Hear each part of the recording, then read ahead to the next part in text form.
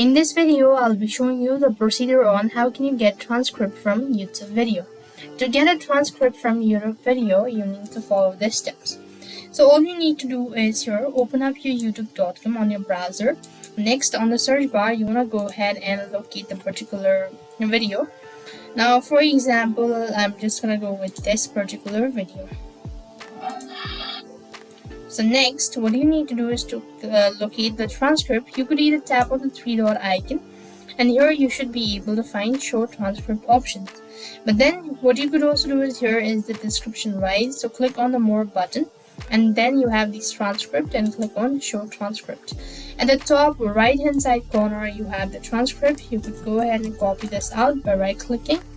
And that is basically how it works. I hope the video was helpful. Make sure to like, share, and subscribe. Thank you for watching. See you in the next video.